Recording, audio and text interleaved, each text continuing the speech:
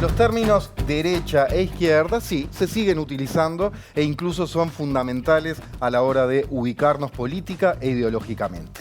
En nuestro país podemos identificar a los conservadores desde aquellos contrarrevolucionarios que se enfrentaron a Artigas, luego quienes se enfrentaron al vallismo, al socialismo, a los feminismos, todo eso hasta el día de hoy. ¿Cómo es la historia de estas derechas? ¿Cuáles son sus vínculos? ¿Y qué apellidos se repiten hasta la actualidad? Hoy en la letra chica, derechas, Eloy del Ayar.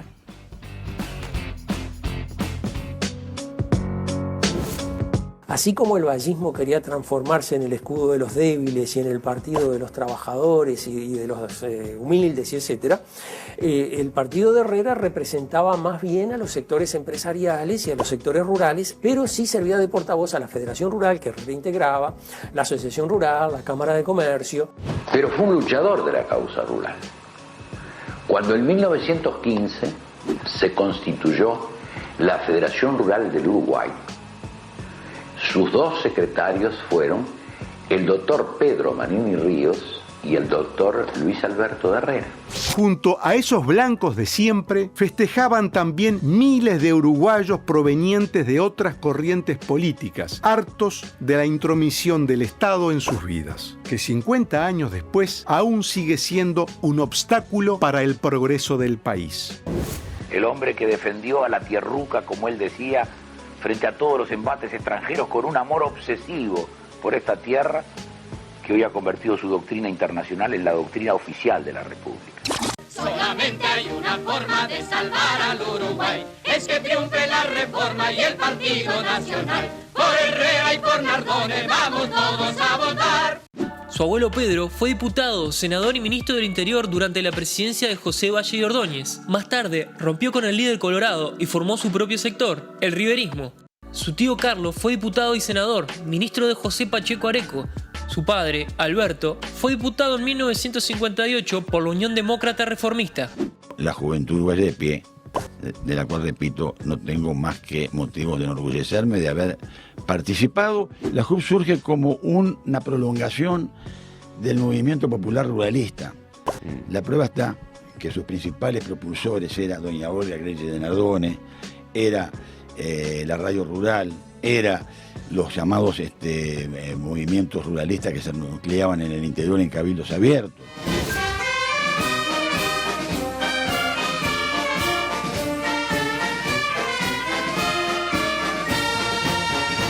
Podemos ver como tres grandes reacciones, ¿no? de este panorama de principio del siglo XX hasta acá, ¿no? Una primera reacción que es la reacción al primer vallismo, una segunda reacción que es la reacción de los 60 y una reacción que se gesta como resultado de lo que fue el ciclo de gobiernos progresistas y los derechos, la agenda de derechos que avanza en este periodo.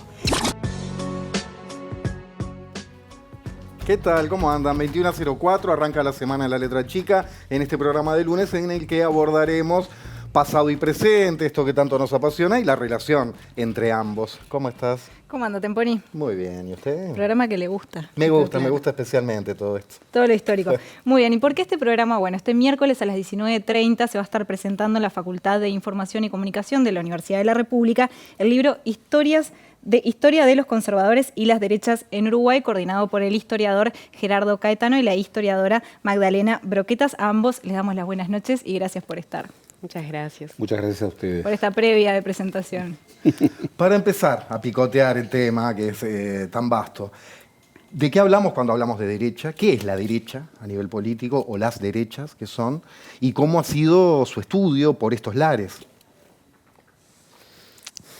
Bueno, no es una pregunta que se pueda resolver fácil y, por otra parte, es central. Digamos que no hay la derecha, sino las derechas y que hay diferentes maneras de aproximarse o de entender a las derechas. Digamos, hay algunas definiciones que son más de tipo filosóficas, esencialistas, politológicas, que dicen, bueno, hay por lo menos un mínimo común denominador para hablar de una identidad política de derecha, ¿no? En general asociada a la autoridad, al orden. Otros tienen más una visión antropológica de las derechas, es decir, bueno, es de derecha aquel que tiene una visión más pesimista de la humanidad, ¿no? La idea de que hay un orden natural, de que al humano hay que constreñirlo, ¿no? De que la realidad no es un constructo, entonces no hay por qué, hay que aceptar algunas desigualdades, ¿no?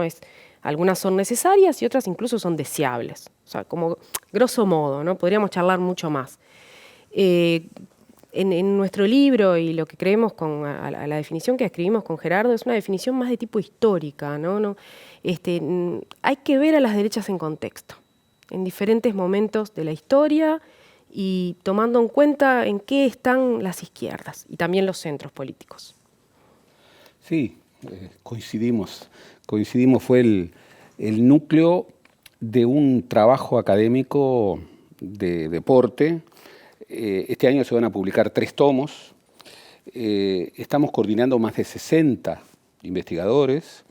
Pensé que tomos, iba a decir que... ¿Cómo? Pensé que tomos. Cuando dijiste se van a publicar 3 tomos, estamos coordinando más de 60, dije una enciclopedia. No, se podría hacer, Sí, claro. se podría hacer. Habría Pero empecemos de la defensa hacia el ataque. 3 tomos este año. 60 investigadores. 60 investigadores, tanto uruguayos como extranjeros, porque es un tema internacional. Pero aquí es una clave muy importante. Si tú solamente hablas, sobre todo en singular, cuando hay que hablar de plural, derecha, sola, sin contexto histórico, sin referencia a otro, a una alteridad, no quiere decir nada. Es un significante vacío. Ahora, la identificación política e ideológica se da en clave relacional. Hay derechas en relación a izquierdas. Y esa clave relacional tiene que ver con un contexto económico y social. Esto está en discusión, claro que está en discusión, como todo. Por lo general, sobre todo en el contexto de finales del siglo XX, la idea era que se había acabado la historia, que, digamos, íbamos a tener tiempos aburridos, como decía Fukuyama, en donde se reiteraría una síntesis insuperable. Economía de mercado más democracia liberal. Y entonces, bien, se habría establecido un sentido común frente al que solamente cabrían errores conceptuales. Bueno, eso es una estupenda definición de un posicionamiento de derecha. El posicionamiento de derechas en relación a otras izquierdas, ¿qué es lo que establece? Desde esta antropología pesimista de que el mundo es como es, no hay que cuestionarlo, vulnerar este sentido común es hasta peligroso, y para que haya libertad tiene que haber desigualdad, porque si no, no hay una verdadera afirmación de lo que es más viejo, no voy a decir que el mate, pero el egoísmo creador, la idea de que las sociedades se dinamizan a propósito de una libertad que es un concepto de libertad. Nosotros siempre comentamos cuando alguien habla, no, pero yo defiendo la libertad. Sí, pero ahí no termina la discusión. Tenemos que discutir qué concepto de libertad, porque hay muchos conceptos de libertad. Durante mucho tiempo se planteaba que derecha era libertad e izquierda, o izquierdas, derechas libertad, izquierdas igualdad. Bueno, es un error que además, si nosotros lo referimos a distintos contextos históricos sociales, generan enorme confusión. Por eso, dimensión histórica, clave relacional y una radicación en un contexto histórico, económico, cultural, social, sin el cual los conceptos solos dicen poca cosa. Ahí mencionaban algunas características de las derechas, ¿no? Pero si venimos a las derechas uruguayas, ¿encuentran un hilo conductor entre esas derechas, ideas, características? Y en esos casos, bueno, ¿cuáles destacarían, digamos? Reiteramos esto del contexto que parece hasta una precisión metodológica exagerada, pero digamos, no hay una esencia. Tampoco las derechas están referidas a sus escenarios nacionales, ¿no? Aunque por lo general tienen también una dimensión que trasciende lo nacional, pero hay que estudiarlas en los contextos. Y en definitiva, si uno lo que está buscando es tradiciones, vertientes de pensamiento, formas de actuar, creación de imaginarios, ¿no? Que en definitiva es todo lo que aparece en este libro, ¿no? Porque este libro va a las ideas, pero va a los repertorios de acción, va a las representaciones y va también a buscar el capital cultural, el capital económico, el capital político, mediático de estas derechas. Bueno, si uno lo piensa en esos términos, más que cómo son las derechas nacionales o cuánto han mutado o cuánto han permanecido igual, lo que claramente puede verse en un trabajo de estas características es la proyección histórica de familias ideológicas o de culturas políticas de derecha, ¿no?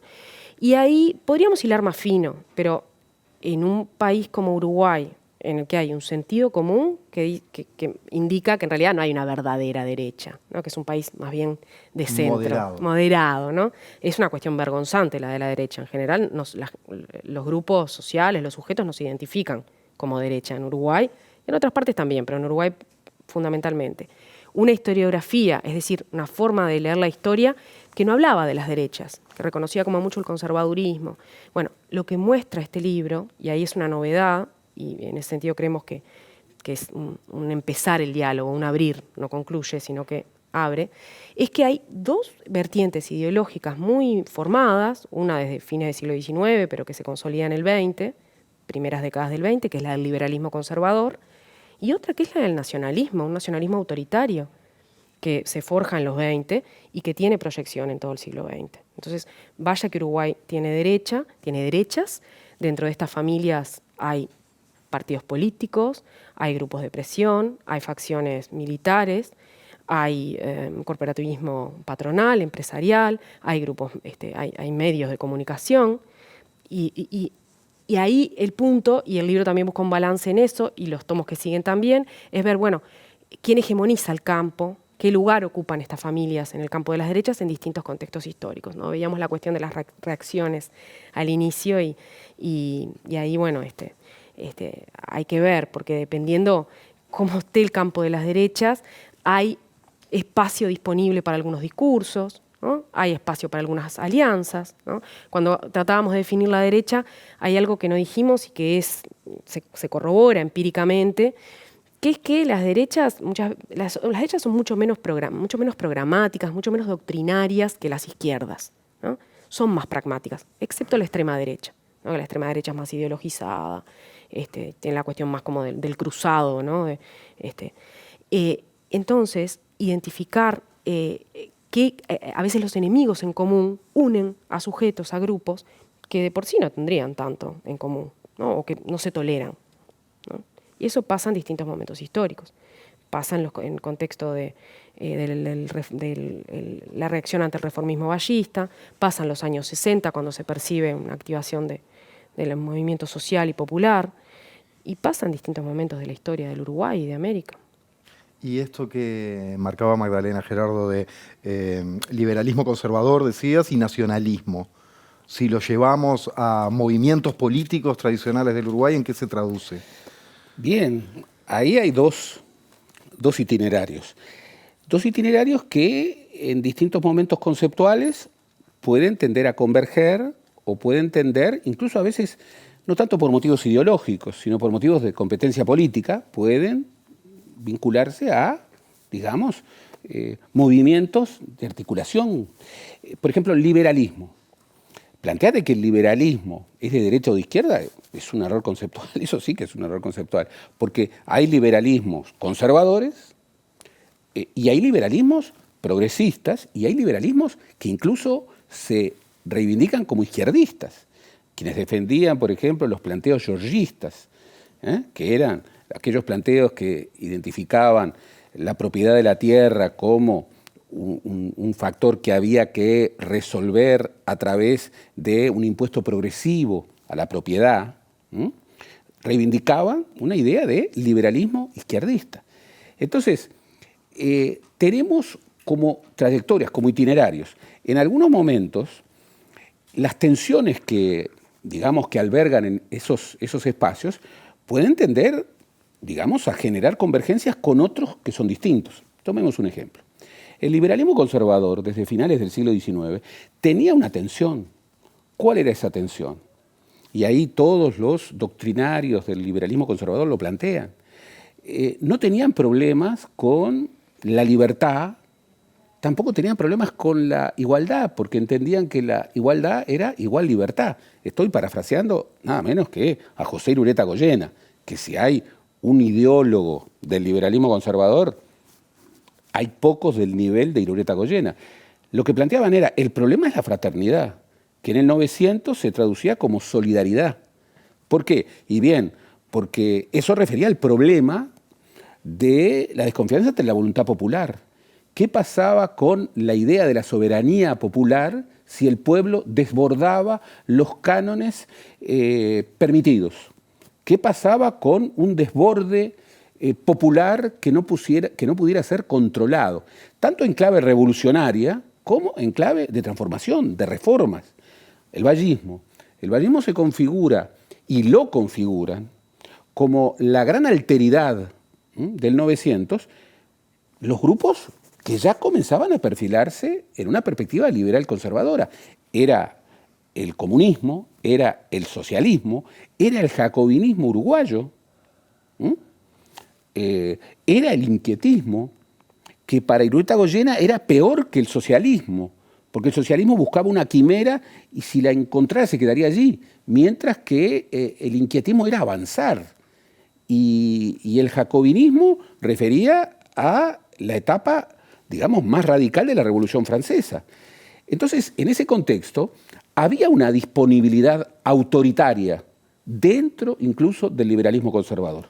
¿Qué ocurría si las reformas, si el pronunciamiento popular, si la soberanía popular desbordaba ciertos cánones establecidos? Y bueno, podía ocurrir que los liberales conservadores se aliaran con sectores antiliberales, estatistas, nacionalistas, para establecer, bueno, movimientos de autoridad. Y es lo que ocurrió en el Uruguay, en la coyuntura que epilogó en el golpe de Estado del 31 de marzo de 1933. El golpe de Estado lo da un presidente que había ascendido a la presidencia de la República con buena parte, no todos, había 2 candidaturas vallistas adentro del Partido Colorado, imperaba todavía la ley de lemas en su máxima extensión, entonces había 2 candidatos. Bueno, Terra gana con los votos de una parte del vallismo. Y luego comienza casi de inmediato a articular, bueno, con los núcleos de las derechas de los 2 partidos tradicionales, que a partir del impacto de la crisis de 1929 habían reorientado la división del sistema político del país. En 1931, iniciativas como la creación de ANCAP o la creación de la UTE establecieron, por un lado, un pacto que Herrera llamó con esa capacidad de mote que tenía, el pacto del Chinchulín, pero que era una alianza de gobierno, que articulaba a vallistas y a nacionalistas independientes. Y del otro lado, ¿quiénes quedaban? Que incluso se abstuvieron en las elecciones de 1932. Herreristas adentro del Partido Nacional y riveristas adentro del Partido Colorado. ¿Cómo es la ecuación de poder que da el golpe de Estado? Bueno, el presidente Terra, que no era el presidente Guardia Civil en el que había pensado Valle Ordóñez, sino que era un presidente que quería liderar el gobierno, más el herrerismo y el riverismo. En esa tríada, no casualmente, los tres finalmente tuvieron simpatías por el franquismo, tuvieron simpatías por el fascismo y algunos de ellos tuvieron simpatías por el nazismo. Es decir, existía esa tensión, existía esa clave relacional que en determinados contextos y coyunturas, nada menos que los años 30, el golpe acá se da el 31 de marzo del 33, el 30 de enero ascendía por primera vez Adolfo Hitler a la Cancillería alemana. O sea, Mussolini estaba en el poder y ya en una clave absolutamente dictatorial desde 1922. O sea, había una coyuntura de convergencia y ahí las tensiones tendían a, bueno, establecer articulaciones que en lo previo, en clave ideológica, no parecían tan claras. Y hablando de este campo, ¿no? Que decíamos, bueno, es un campo las derechas. Gerardo mencionaba los sectores, los partidos de derecha. Pensemos en un bipartidismo aparente, que en realidad tiene un sistema de partidos múltiples, ¿no? La legislación electoral de los 20, Partido Colorado, Partido Nacional, pero había espectro ideológico de izquierda, de derecha, adentro de los partidos. Pero el papel de los sectores empresariales, de las cámaras empresariales, ¿no? De la Federación Rural, se crea en 1929 un comité de vigilancia económica, ¿no? Que va a estar hackeando, fiscalizando las iniciativas estatistas del vallismo, ¿no? ¿Se crea a qué nivel? ¿Por Se crea fuera como- del gobierno, dentro del como gobierno? como una confederación empresarial, ¿no? Como, Se juntan Ahí en una estaba, mesa y dicen, a ahí ver estaba. muchachos, vamos a organizarnos, Todas las que nos cámaras- comen crudos. Ahí y estaban todas las vaya cámaras. que se organizan y que actúan. Es bien interesante. ¿Quién era el presidente de la Federación Rural? 1929. Pedro Manini Ríos. A lo largo El abuelo de Guido. de los años que van El abuelo de desde Guido. la fundación de la Federación Rural en 1915 hasta el 33, con algún año en el que el presidente fue de otro color político, por ejemplo en el año 25 que fue Caviglia, se alternaban. El presidente y el segundo vicepresidente era herrerista. En ese año el primer vicepresidente era riverista. Y al otro año cambiaban. En 1929 le tocaba el riverismo. El riverismo, Pedro Manini Ríos, era el presidente de la Federación Rural. Convoca a la constitución del Comité Nacional de Vigilancia Económica, en el cual convergen todas las cámaras empresariales, pero también convergen los inversores extranjeros. ¿Con qué cometido, de acuerdo a su manifiesto original? Detener el impulso socializante del vallismo. Es un actor fundamental para entender el golpe del 33 y que se disuelve, además. Después Se del disuelve golpe. casi inmediatamente después del golpe de Estado, diciendo, cumplida nuestra tarea, porque además no mandaban decirlo, lo decían, cumplida la tarea por la cual se constituyó este comité, bueno, declaramos su disolución. Boquiabierto que dejan este último. Bien, en el próximo bloque nos vamos a seguir metiendo con el tema histórico, con Manini Ríos, también con Herrera, pero antes de cerrar este bloque donde tocábamos un poco también de alguna manera lo que son las derechas en el presente, se escucha mucho hablar de extrema derecha, por diferentes situaciones que hay en varios países, por diferentes discursos también que se han vuelto comunes. ¿Qué ven ustedes en estas extremas derechas, si es que se llaman así? Bueno, hay escenarios y escenarios, ¿no? Digamos, la cuestión del extremismo muchas veces tiene que ver con la propensión hacia la violencia, la radicalidad en los discursos, ¿no? Estas extremas derechas están asociadas en general con los discursos violentistas, racistas, xenófobos, machistas, homófobos, ¿no? Es también, ahí podríamos conversar mucho porque la extrema derecha cambia. ¿No? Cuando hablábamos del nacionalismo, el nacionalismo alberga una cultura de derecha extrema, ¿no? Ahora está, digamos, muy en auge porque el mundo presenta una crisis a nivel de conceptos que venían rigiendo, como el de la globalización. Digamos, si miramos el norte, hay una nueva extrema derecha, que es una derecha antiglobalización, neopatriota, ¿no? que está desconforme con el neoliberalismo y que entonces ahí aparecen líderes como Trump, como el Frente Nacional en Francia, es decir, líderes que asusan sectores populares, sectores trabajadores, lo cual es una paradoja, porque en general son sectores que uno podría pensar que serían canalizados por las izquierdas, ¿no? Por las izquierdas clasistas. Y estos sectores responden a estas décadas de neoliberalismo pidiendo que vuelva el Estado, pidiendo el intervencionismo, pidiendo barreras fiscales, ¿no? Y con estos discursos racistas, etc. Nosotros no vemos que sea tan así a nivel de América del Sur, ¿no? En donde hay más bien una sensibilidad en contra de lo que fueron los gobiernos de centro-izquierda, los gobiernos llamados de marea rosa, ¿no? De estos gobiernos de centro-izquierda que compartieron una agenda, ¿no? Evo Morales, Correa, Lula, los gobiernos del Frente Amplio, los Kirchner, estos gobiernos que compartieron una agenda de reformas, ¿no? Sin ser demasiado radicales, pero que despertaron una reacción brutal, ¿no? Parece haber como una diferencia entonces entre el norte y esa extrema derecha y el sur, que también está teniendo algunos discursos que se van al extremo del espectro ideológico, pero me parece que, y en Uruguay lo vemos claramente, no estamos teniendo estos fenómenos de extrema derecha como uno puede asociar con los escenarios del norte. No sé, Gerardo, si ahí querés agregar algo. Sin duda. Por ejemplo, Magdalena ha estudiado qué pasaba, que ya pasaba en los años 50, que terminó de consolidarse en los 60. En los años 50, en la trama autoritaria, bien, una derecha antiliberal, violentista, insurreccional, antisemita, estaba construyéndose y estaba teniendo inserciones muy importantes. Por ejemplo, en el movimiento ruralista había un espacio fuerte que en los años 60 construyó una hegemonía adentro del campo de las derechas. Entonces, en el campo de las derechas no fue casual que el golpe de Estado de 1973, seguramente sobre eso hablaremos en la segunda parte, pero el golpe de Estado se encontró con una derecha empresarial, política, que, bueno, ya no tenía esa aceptación de la convivencia democrática y se había vuelto extremista.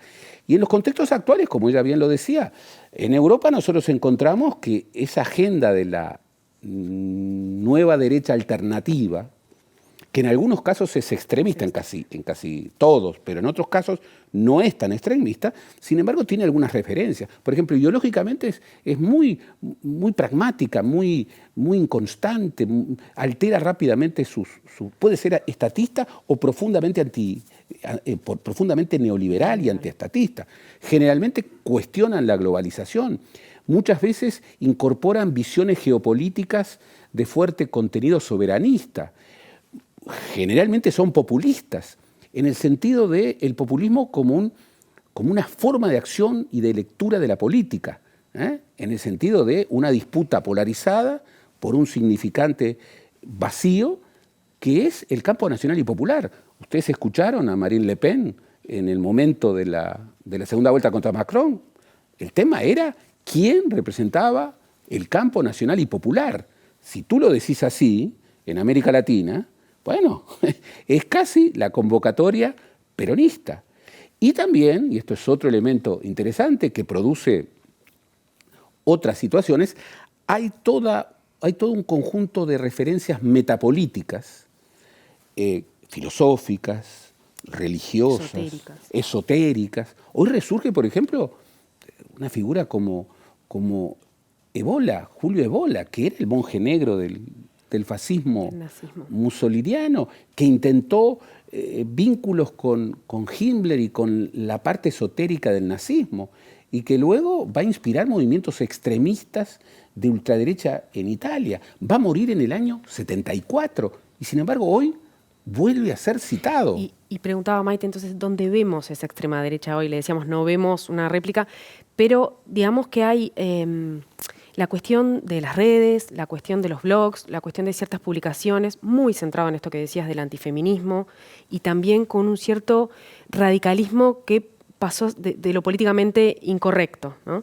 Eso está. O sea, no hay una extrema derecha con una expresión claramente parlamentaria, como está ocurriendo en otras partes, pero no estamos ajenos, ¿no? Entonces ahí también hay que hilar fino. Hay ruidos que se escuchan. Bueno, vamos a seguir con ustedes dos en el próximo bloque y ya nos vamos a meter en la parte histórica, así que quédense que ya venimos.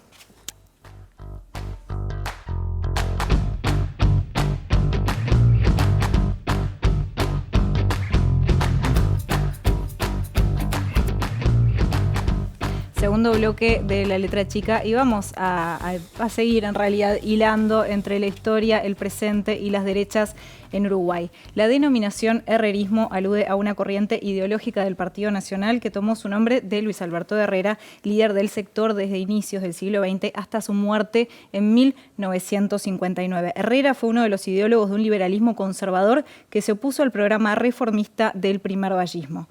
Arrancamos con la primera pregunta de este segundo bloque. ¿Dónde y con qué alianzas podemos identificar el nacimiento de esta derecha liberal? Bueno, Gerardo hablaba bastante en el bloque anterior, ¿no? de esta derecha liberal conservadora, ¿no? Ahí se necesita mucho el adjetivo y ubicaba al riverismo, al herrerismo, que son sectores, son muchas cosas a la vez, ¿no? Claro. El herrerismo es el ideario de Herrera, pero también es un sector dentro del Partido Nacional que se estrena en las elecciones del 19, ¿no? y es también un corpus de ideas que han reivindicado grupos políticos por fuera del herrerismo, incluso la extrema derecha, ¿no? ¿Qué ideas, por ejemplo? Porque el herrerismo y el pensamiento de Herrera está muy, muy imbuido del revisionismo histórico, ¿no? De esta cuestión de mirar el pasado en una clave que no es la de la creación del Estado-Nación, ¿no? Sino de la mirada regional, la cuestión de reconocer una matriz hispánica, católica.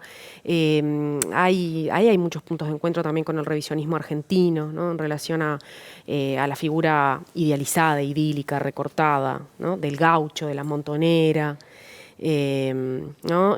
Y ahí entonces hay una cuestión de reivindicar el pensamiento de Herrera como el de la patria grande, como el de los orígenes de la orientalidad, que no es la uruguayés, ¿no? Que es de antes de los partidos. Muchas cosas que Herrera en su práctica política no comulgaba, pero que sectores, ¿no? que son...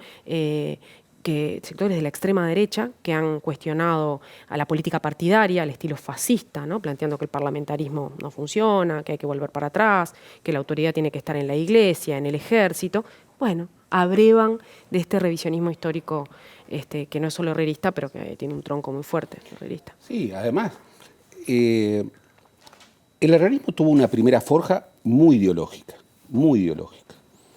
En el liberalismo conservador yo he tratado de estudiarla y ahí hay 3 libros fundamentales que convergen con la primera acción política consolidada de Luis Alberto de Herrera, que había empezado la política cuando no tenía 20 años, pero que empezó a ser un líder político justamente en esa década del 10 y del 20, en el cual ya es presidente del directorio del Partido Nacional del siglo XX, y 3 veces, en la década de los 20, 3 veces candidato a la presidencia de la República. Esos 3 libros que refieren, digamos, su primer corpus ideológico, que luego, con el tiempo y desde la dimensión de un liderazgo popular, iría matizando, moderando, resignificando en una clave más pragmática. En primer lugar, era un liberalismo conservador, sin vueltas. En la Revolución Francesa y Sudamérica, Herrera exalta el liberalismo anglosajón de Edmund Burke frente a lo que entiende que es el origen de los males latinoamericanos, que es la copia del republicanismo francés. Es la crítica a la Revolución Francesa en la perspectiva liberal conservadora. Allí ya empieza a hablar del jacobinismo uruguayo y no necesita nombrarlo, está permanentemente. ¿Cuál es el jacobinismo uruguayo en ese libro? Permanentemente, es el vallismo, es el vallismo. Luego, en 1912, primero editado en francés y en París, el Uruguay Internacional, que asumía a ese liberalismo conservador, antiestatista, reivindicador, digamos, del egoísmo creador, reivindicador de la iniciativa privada, receloso por definición de cualquier presencia estatal, le sumaba algo muy importante, que es una visión geopolítica. Una visión geopolítica en donde, primero era el interés nacional, que afirmaba un nacionalismo, luego era una lógica pendular entre Argentina y Brasil, 2 presencias muy importantes, y luego recién un involucramiento complejo a nivel mundial, pero advirtámoslo, Herrera reivindicaba a 2 años del estallido de la Primera Guerra Mundial, reivindicaba a Inglaterra y a sus primos del continente, Alemania, y cuestionaba durísimamente a Francia. Decía que Francia era el enfermo de Europa. Y luego el tercer libro, que es el ruralismo conservador. Luis Alberto de Herrera, que va a ser segundo vicepresidente en el inicio de la Federación Rural, el primero fue Pedro Manini Ríos, y ahí hay una articulación, y el presidente es José Ureta Goyena. Bueno, Herrera, siendo integrante y dirigente de la Federación Rural, hace en 1919 y la publica en 1920 la encuesta rural. ¿Qué es la encuesta rural? Bien, es la atención a la cuestión social en el campo desde la perspectiva de un estanciero. ¿Por qué? Y Herrera lo dice sin problema. Es decir, hay que leerlo a Herrera. hay que leerlo, negro sobre blanco. Dice, la estancia en contra del rancherío es el escudo de la civilización, que hay que protegerlo de las demasías socializantes y de las demencias ácratas. ¿Cuáles eran las demasías socializantes y las demencias ácratas? ¿En dónde estaba radicado esa visión que confrontaba al escudo de la civilización que era, en la perspectiva de Herrera y de quienes eran los encuestados, que eran los estancieros, quienes era el vallismo? Era el vallismo. En ese sentido, Manini Ríos fue un protegido de Valle, ¿no? En su momento al principio, y después hubo una decisión hacia este riverismo del que mencionabas. Si nos pueden contar un poquito de eso, al menos, porque no nos queda mucho tiempo. Y después, ¿cómo hace este enroque también con Herrera? Porque finalmente es esto que decías también de la Federación Rural. Esto que decía Gerardo, ¿no? La estancia, la defensa de la estancia, los 20 son también de los estancieros, ¿no? Porque si hay algo que en el libro se puede ver, porque además viene desde el siglo XIX, es, bueno, la institucionalidad, los gobiernos, la legitimidad de los gobiernos. ¿Quiénes son los mejores, ¿no? Los que pueden gobernar. Y estas décadas son las de creación de un imaginario del liberal conservadurismo, en donde está el herrerismo, está el riverismo, que hay representaciones, hay valores que se van a proyectar en todo el siglo XX. Y la cuestión de la estancia como una especie de metáfora del orden social, para entender este paternalismo de los sectores de la derecha liberal conservadora, en donde, bueno, no hay que atacar las desigualdades para intentar resolverlas. Hay, en todo caso, que paliar las consecuencias que genera la desigualdad, ¿no? No es bueno que los sectores trabajadores, los peones, se organicen para poder salir de la situación en que están. No, en todo caso hay que asistirlos, ¿no? La cuestión asistencialista. Todas estas cuestiones y esta idea, esta dicotomía tan fuerte que en Uruguay se repite y se repite en diferentes contextos, de la dicotomía campo-ciudad, ¿no? La idea, y que de ahí aúna a los liberal conservadores, de ahí abrevan estas derechas, el movimiento ruralista de Nardone que oíamos mencionar, la propia JUP y hoy día Cabildo, ¿no? Porque es un reservorio ahí de representaciones, de ideas. Bueno, plantea esta cuestión, ¿no?, de el campo, la estancia como el lugar en donde se proyectan todas las virtudes, en un sentido metafórico y en un sentido bastante práctico, ¿no? Versus la ciudad la de los políticos corrompidos, la burocracia, ¿no? La ciudad es el vallismo en este contexto que planteaba Gerardo, ¿no? Entonces, es interesante porque este periodo, ahí hay un parteaguas en el libro y, si se quiere, en la historia de las derechas en la larga duración, es un periodo en donde se condensan formas de actuar, imaginarios y algunas alianzas que se proyectan, ¿no? Y me parece que esto que estamos hablando de riverismo y herrerismo va por ese lado. No creer que riverismo y herrerismo eran lo mismo. No. Tenían convergencias, pero ahí actuaba también la política. Pedro Manini Ríos, que era una figura brillante, que era el niño mimado de don Pepe, era el Delfín. Cuando lo nombra ministro del Interior, que era el ministerio político en 1911, era el Delfín, no tenía 31 años. En 1913 se queda en un momento crítico con la mayoría del Senado. El momento en que se estaba discutiendo la ley de 8 horas, se estaban discutiendo las reformas del vallismo y en un contexto de crisis económica. ¿Hacia dónde iba a crecer Manini? No podía sino crecer hacia los sectores empresariales, hacia los sectores militares colorados antivallistas y hacia lo que eran las derechas. Y así lo hizo. Y luego, Manini nunca va a tener el antiestatismo de Herrera de manera tan marcada. Era una derecha de origen colorado. Tenía una visión del Estado diferente. Y es muy interesante, es la tercera parte de ese primer tomo, qué ocurre con esas derechas cuando ingresamos en la era de los fascismos. ¿Qué ocurre? Bueno, con el fascismo italiano, tanto a nivel, digamos, de los circuitos de la colectividad italiana, tan importante en términos de construcción de la sociedad. ¿Qué es lo que ocurre en relación al franquismo? Hay una foto maravillosa en donde en 1939 Luis Alberto de Herrera se saca una foto en la embajada española con la enorme mayoría de los integrantes de la Falange, a la cual pertenecía, vestidos con el uniforme falangista. Viajan a Italia, admiran el modelo italiano de crecimiento económico, también Alemania. Y también el ascenso del nazismo, con todo lo que implicaba. Hay un estupendo estudio sobre el antisemitismo y cómo impacta en Uruguay. En Uruguay Llegó. Sí, Claro. vaya que llegó y se plasmó en leyes, en brotes Ahí, digo, si xenófobos. preguntaba si llegó a ese nivel fuerte político. Pero ¿no? hubo un Partido Nacional Socialista en Uruguay, que está estudiado en el libro por una historiadora que además se doctoró en Alemania, es decir, que sabe alemán y que puede tomar como documentos, bueno, prensa que se establecía en Uruguay, radicada en Uruguay, que estaba en alemán.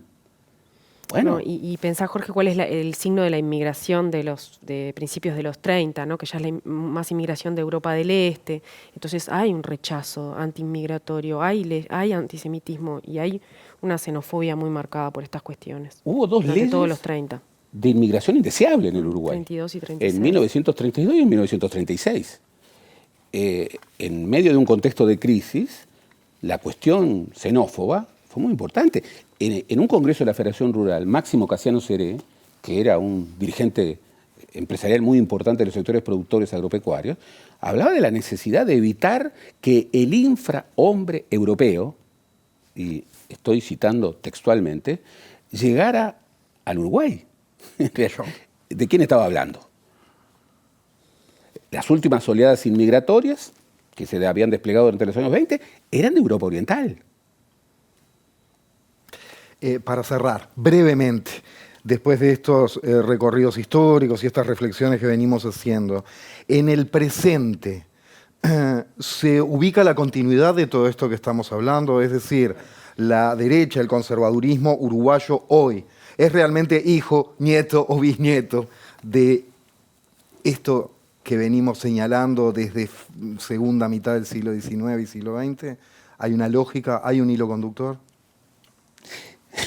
Lo que pasa es que es una pregunta medio tramposa, porque decir no es mi intención, hijo, Gerardo, por hijo, favor. nieto, bisnieto, Justo ese era un pegaste chiste. el palo. Ese era un chistecito al pasar era porque un sabemos chiste que al pasar, pero fíjate, nosotros como historiadores, Guido Manini Ríos es nieto de Pedro Bárbaro, pero- y Luis Lacalle Pou es bisnieto de... ahora, hijo ojo, de Alberto. y Jorge Valle era sobrino nieto de Valle y Ordóñez. Bueno, ahí se me corta el hilo un poco Y en claro, cuanto a perfil era político, hijo digo, de Luis y Valleverre, forma era de hijo de gobernar, Luis ¿no? Valleverre. Bueno, Milton Banger, y esto me lo han contado altos dirigentes colorados, el día que se entrevistó con Jorge Valle, salió y dijo, he hablado con un Valle que no es vallista. Lo decía Milton Banger. Pero eso no habla ni mal ni bien.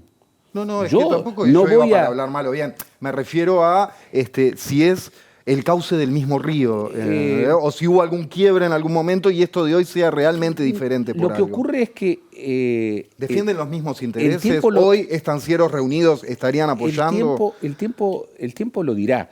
Hay, por ejemplo, el pasado... tenemos que evitar siempre el anacronismo.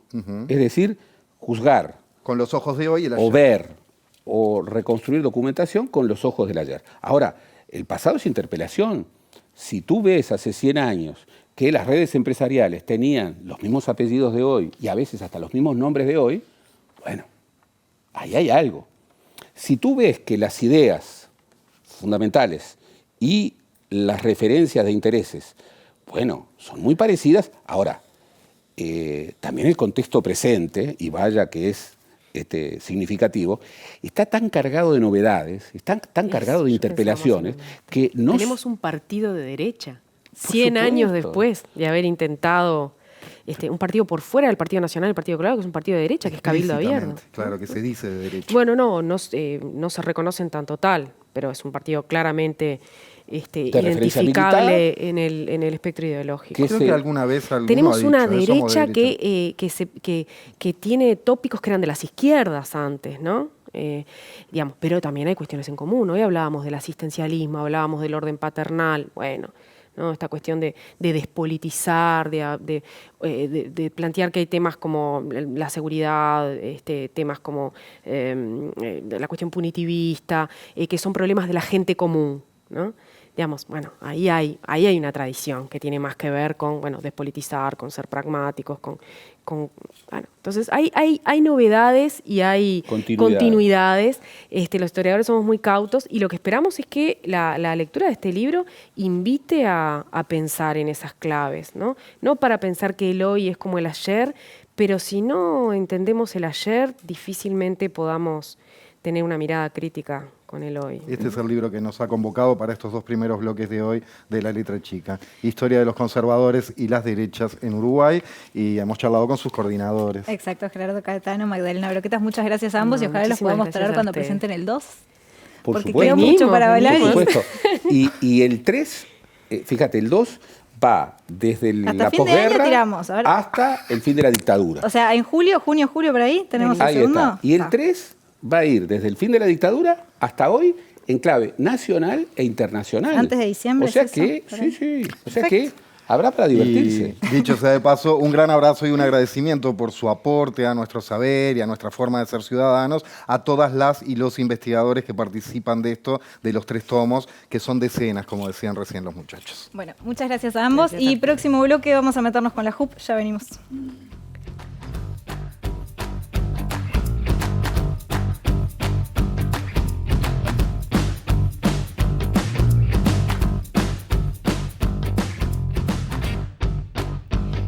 Minutos pasan de las 9 de la noche y raudamente nos metemos en este tercer bloque de La Letra Chica. Recibimos al historiador y docente Gabriel Bukeli, autor de O se está con la patria o se está contra ella. Ahora mostramos el libro más en detalle.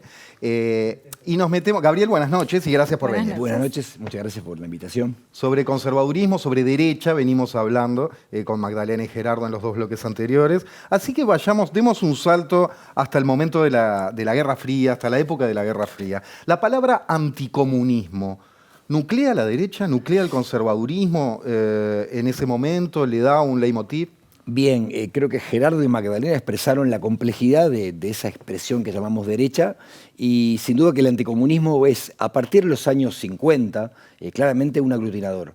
Existía anticomunismo desde antes, incluso desde el siglo XIX. Barran lo ha mostrado, ya como en el discurso conservador desde el siglo XIX está presente, y se fortalece sin duda porque hay, digamos, un marco global que incita a ello.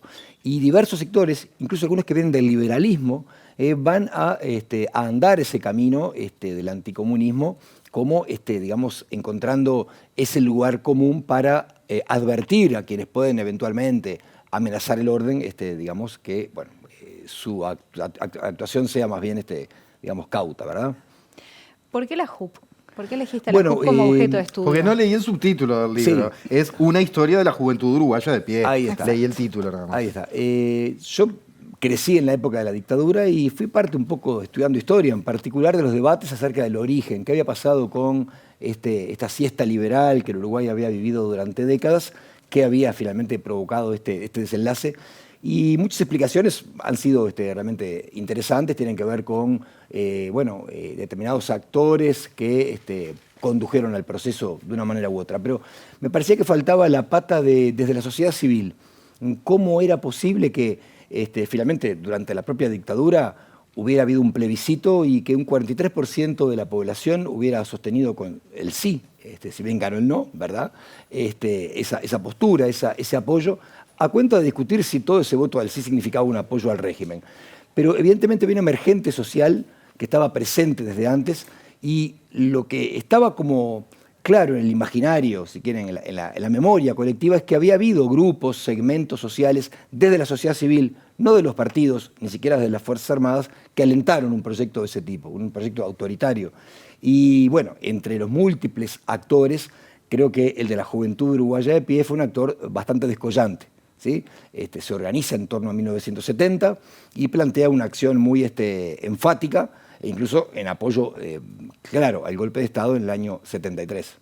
Profundicemos un poco por ahí. ¿Qué es la JUP y cómo actúa? Bien, en esta coyuntura que va del 68 hasta el golpe de Estado, se pueden resumir varias trayectorias de la derecha que expresaban Gerardo y Magdalena hace un rato en 3 conceptos que pueden manejarse como derecha.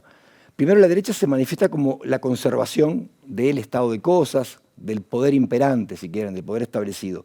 En ese sentido, frente a una crisis importante como vive el país a partir del 68, en el 70, en el 71, la reacción conservadora pasa a ser un elemento muy importante de la polaridad política. Y la JUP irrumpe en un contexto muy particular que es el de la juventud, o pretende representar algo así como un freno a la exaltación radical juvenil que se da sobre todo en el marco estudiantil, pero también en sentido más amplio. Mayo del 68 para adelante. Claro, pero bueno, hay un mayo del 68, se hace mucha referencia al de Francia, pero hay un abril y un mayo y un agosto montevideano, y sigue ese movimiento juvenil muy radical y va a encontrar como respuesta esta expresión que nace en Salto, es un movimiento desde el interior hacia la capital, eso es algo particular a tener en cuenta.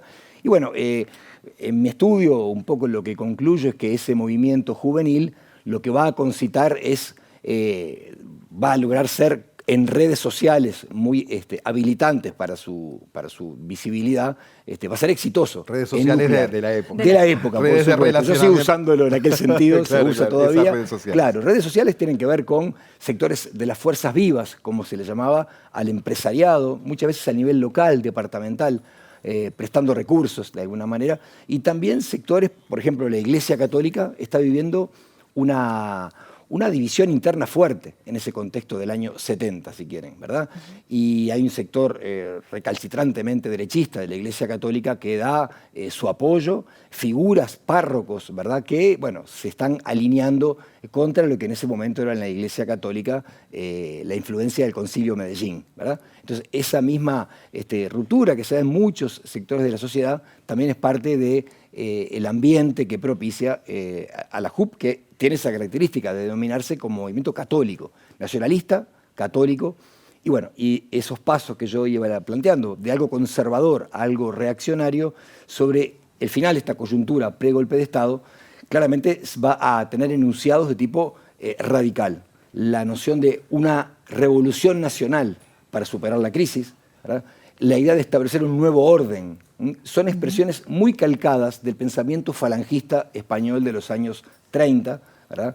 Y se nota que hay, aunque no esté citado explícitamente, hay una lectura muy clara de los dirigentes, las plumas que escriben en los semanarios que publica la JUP. Bueno, hay una lectura muy clara del pensamiento de Primo de Rivera que se expresa en estas nociones y que termina apelando a que, bueno, quien venga a poner el orden sea la Fuerza Armada. ¿Cuál fue el papel de Hugo Manini Ríos? Lo veíamos al principio en el tape. Hugo es el hermano del actual legislador y líder de Cabildo Abierto, Guido Manini Ríos. Digo, para que sí, es el hermano mayor de varios hermanos, nietos de Pedro, de quien hablaban con Gerardo y Magdalena hace un rato.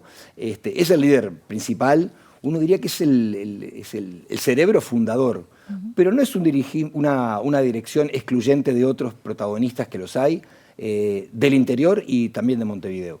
Pero es indudable que su vínculo con el diario La Mañana le proporciona, o sea, su padre y su tío, Carlos y Alberto Manini Ríos, dirigían el diario La Mañana, y allí es donde va a encontrar su canal de medio de comunicación, la Juventud Uruguaya de Pie, durante la primera etapa de su existencia. Luego va a tener un semanario propio. Entonces hay un nexo claro con el maninismo, si quieren el riverismo tradicional. ¿Hasta dónde llegó su accionar en su metodología? ¿Qué llegó a hacer la JUP? Bien. Es decir, más allá de publicar, de escribir y de difundir ideas, a nivel de, llamémosle, acción directa, entre comillas, ¿qué hizo la JUP? Bien, evidentemente la JUP se propuso disputar el espacio estudiantil, incluso callejero, a las fuerzas de la izquierda que estaban, digamos, muy movilizadas en aquella coyuntura. Es indudable que el escenario de violencia envolvió a la JUP como a otros actores que se presentaron en aquel tiempo.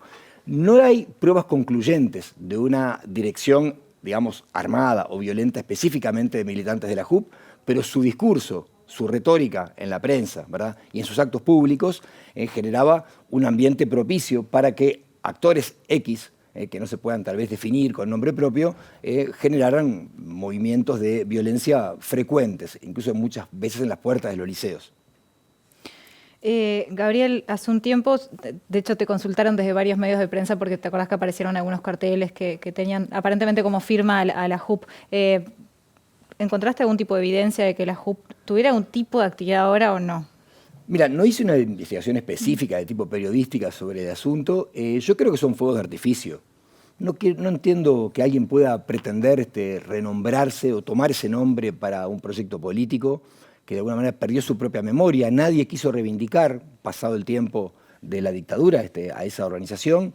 Yo creo que no hay que darle mayor atención. En todo caso, cualquiera es libre en Uruguay de formar el grupo que quiera con el nombre que quiera. Yo no creo que sea prudente que algún grupo pretenda utilizarlo para lanzarse a la vida política.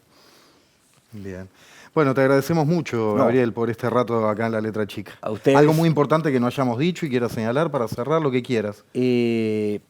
Bueno, tal vez es mucho lo que se puede decir, pero quiero enfatizar en 2 o 3 cositas que estaban planteadas en lo anterior y de qué manera ese discurso está, digamos, enraizado en una trayectoria larga de las derechas, donde la defensa de algunos valores, ¿verdad?, que tienen que ver con, por ejemplo, la propiedad, las jerarquías sociales asociadas a la propiedad, algunos valores fuertes como los valores patriarcales, el concepto de familia, de género y de ser joven, son parte de una bandera que aglutinó detrás de sí a sectores, yo diría, interesantes cuantitativamente de la sociedad uruguaya.